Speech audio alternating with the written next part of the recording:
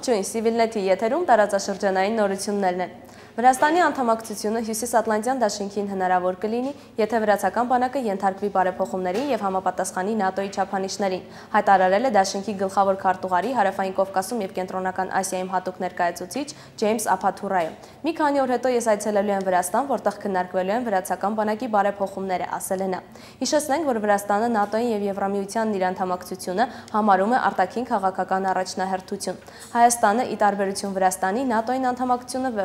վերջնանպատակ չի համարում, սակայն ներգրավվածության եւ համատեղ ծրագրերի առումով հետ չի մնում Վրաստանից։ Այսպես Հայաստանը 1994-ից համագործակցում է ՆԱՏՕ-ի հետ գործընկերություն հանուն խաղաղության ձևաչափով։ 2006-ից գործում է նաեւ անհատական գործողությունների ծրագիրը, որի նոր տարբերակը 2012-ից 13 թվականների համար ներկայում համաձայնեցման փուլում է։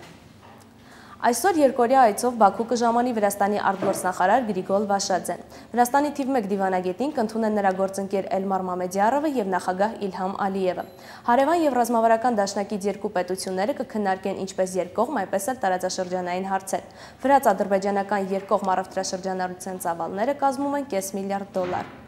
Երեկ Իզմիրում հանդիպել են Թուրքիայի վարչապետ Ռեջեփ Թայիպ Էրդողանը եւ Ադրբեջանի նախագահ Իլհամ Ալիևը։ Թուրք-ադրբեջանական ռազմավարական համագործակցության խորհրդի առաջին նիստի ավարտին պաշտոնյաները հայտարարել են, որ երկու երկրների հարաբերությունները հիմնված են մեկ ազգ երկու պետություն սկզբունքի վրա։ Թուրքիայի վարչապետը եւս մեկ անգամ հայտարարել է, որ Ղարաբաղյան հարցում Թուրքիան կանգնած է Ադրբեջանի կողքին։ Ինչպես հաղորդում են թուրքական լրատվամիջոցները, Էրդողանը շնորհավորել է Ադրբեջանին ՄԱԿ-ի անվտանգության խորհրդի ոչ մշտական ընտրվելու կապակցությամբ, այն համարելով նաև Թուրքիայի հաղթանակը։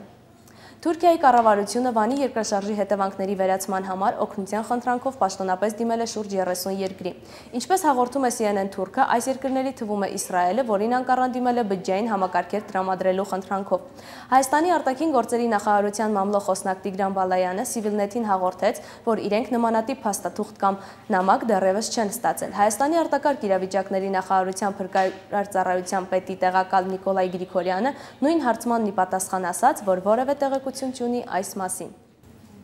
Մարդու իրավունքների Եվրոպական դատարանը երեկ որոշում է կայացրել, որ հայոց ցեղասպանության ճանաչումը չի կարող Թուրքիայում հանցագործություն համարվել։ Ինչպես հաղորդում է Ֆրանսիայի հայկական Նուվել Դաղմենի պարբերականը, դատարանը մեղավոր է ճանաչել թուրքական իշխանություններին թուրք պատմաբան Թաներ Աքչամին հալածելու համար։ Դատարանն նաև հույս է հայտնել, որ թուրքական իշխանությունները արդարացի փոխհատուցում կտրամադրեն Թաներ Աքչամին։